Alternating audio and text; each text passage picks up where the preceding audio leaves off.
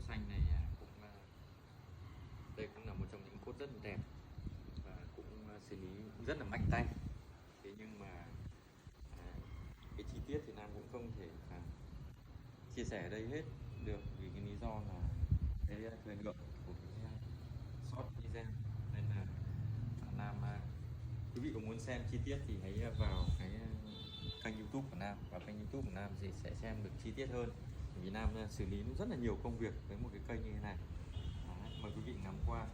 và để lại dưới phần bình luận.